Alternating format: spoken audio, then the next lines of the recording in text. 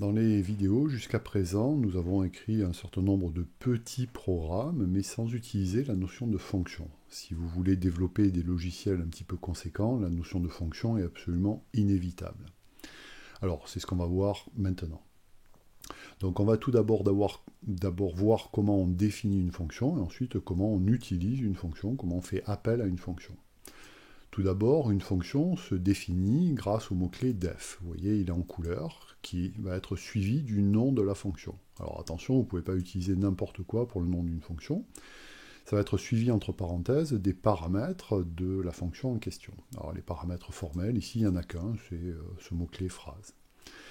Ensuite, deux points, et puis vous avez un bloc indenté qui définit le corps de la fonction, à l'intérieur duquel vous allez mettre les instructions qui composent le traitement associé à votre fonction. Une fonction peut contenir un ou éventuellement plusieurs returns. Alors ici, il en contient un à la fin, un return de quelque chose. Et une fonction peut avoir ou pas des effets de bord. Par exemple, afficher un message à l'écran, ouvrir un fichier, ou fermer un fichier, ou faire autre chose. Voilà, donc cette fonction fait appel à un paramètre, à un return, et n'a pas d'effet de bord. Alors regardons un petit peu le contenu de cette fonction. Donc d'abord, essayez de donner à vos fonctions des noms un petit peu significatifs. Celle-là va compter les voyelles dans une phrase. Je pense que c'est relativement clair en termes de documentation. Donc tout d'abord, je vais armer une variable locale à la fonction que je vais appeler nombre voyelle, qui va être égal à 0 au départ. Alors, vous voyez que là, j'utilise une variable locale sans avoir à la définir. Je n'ai pas besoin de définir son type, comme dans d'autres langages. C'est pareil pour les paramètres. Ici, phrase, je ne dis pas de quel type c'est phrase.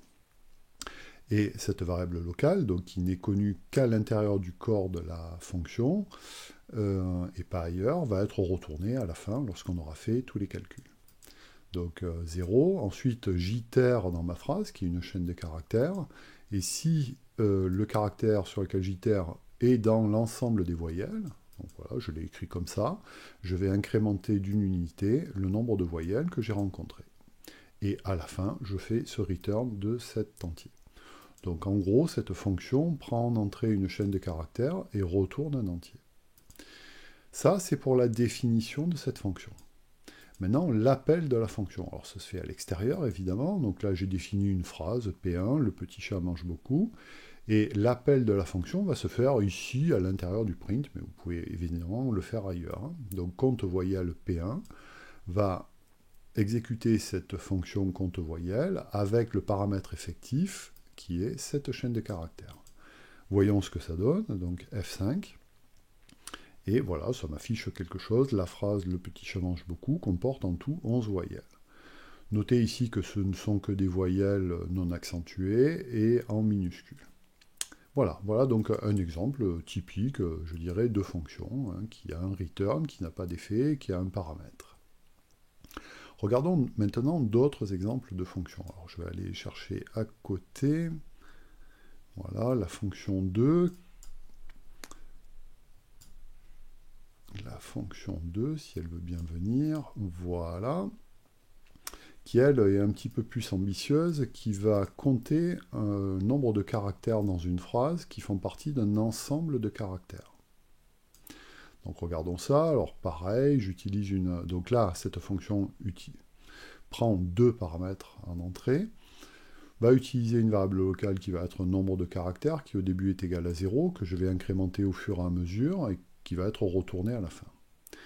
Donc je vais itérer sur la phrase, et chaque fois que x va faire partie de cet ensemble de caractères, je vais incrémenter d'une unité. À la fin, je retourne ce nombre de caractères. Notez que la variable locale a un accent, ce qui n'est pas interdit en Python.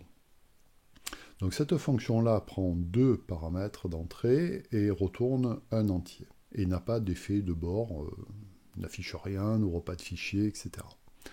Ensuite, j'ai défini une deuxième fonction qui va être affiche nombre de caractères, qui prend d'entrée une chaîne, et puis un ensemble de caractères, elle aussi, et qui va se contenter de faire des affichages.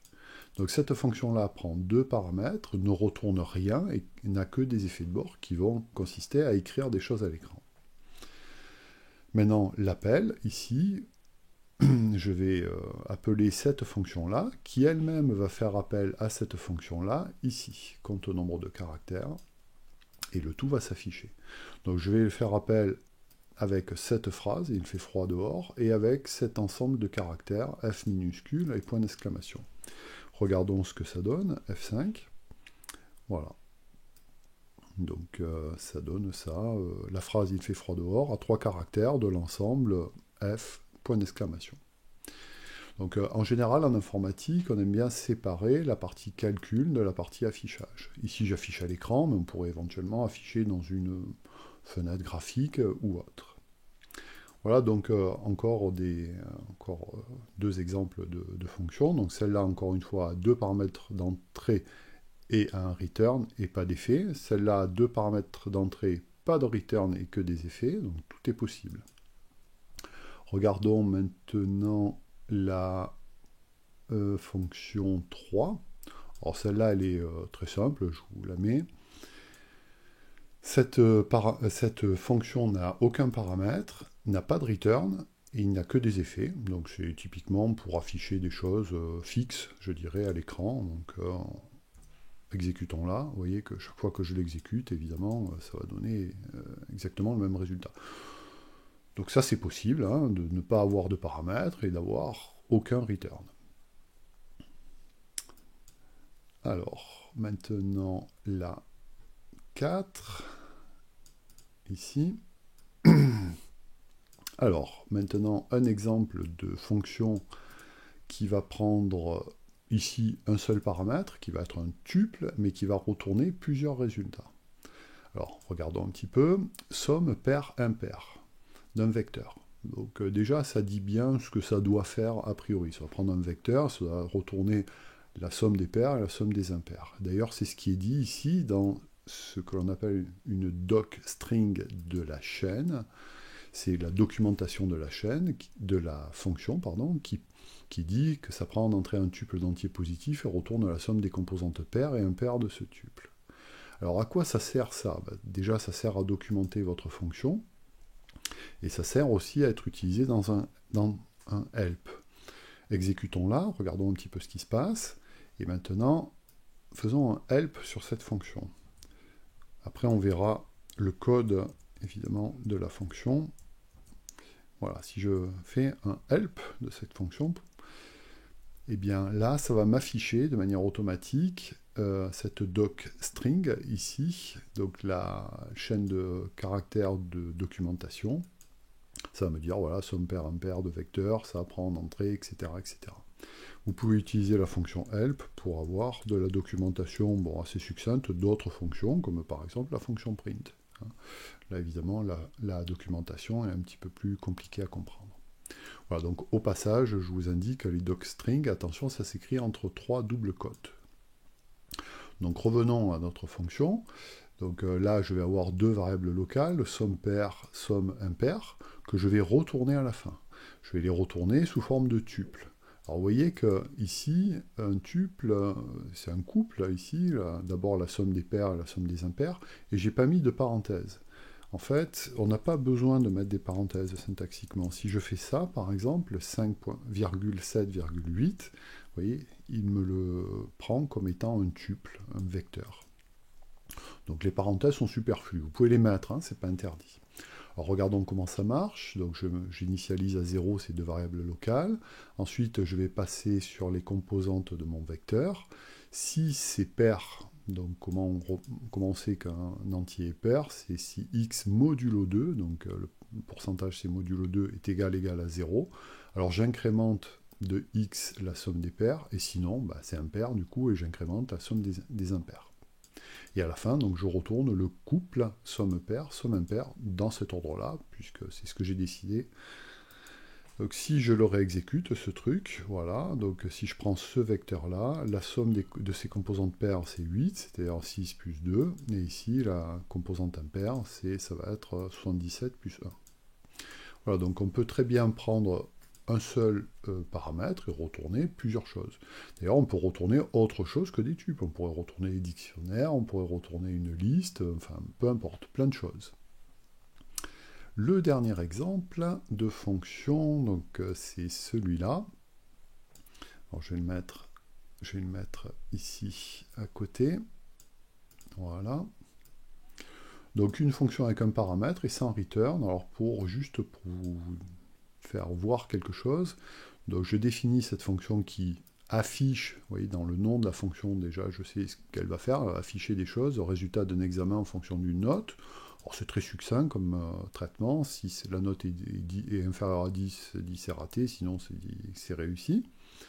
Donc je fais appel à cette fonction avec une note de 15, et vous voyez que je fais quelque chose d'un peu inhabituel. Là, ici, je fais v égale, et puis affiche un truc. Donc je vais récupérer le résultat de cette fonction dans v. Alors ce qui est un peu étrange, puisque cette fonction ne retourne rien. Ben, c'est justement pour vous faire voir ce qui se passe lorsque une fonction ne retourne rien, quelle est la valeur retournée. Parce qu'il y a toujours une valeur retournée, en fait. Alors regardons ça. F5, vous voyez, v, en fait, c'est known. V, ça va être known ici. D'ailleurs, c'est affiché ici, voilà, known. Voyez. Donc, du coup, une valeur d'une fonction qui n'a pas de return, ben, c'est known. Et known, c'est un mot réservé. Vous voyez, d'ailleurs, il apparaît en couleur ici. Et justement, c'est rien. C'est pour ça que lorsque j'essaie d'avoir l'écho de V, il ne me donne rien. Voilà, donc il faut savoir qu'une fonction, même sans return, retourne toujours quelque chose, quitte à ce que ça soit ce mot-clé known, qui correspond un peu au nul ou au nil dans d'autres langages. Voilà, donc un petit tour succinct sur les fonctions. Il y aurait plein d'autres choses à dire, notamment sur la gestion des paramètres, par exemple. Donc, je vous invite à reprendre ces exemples chez vous et à en essayer plein d'autres.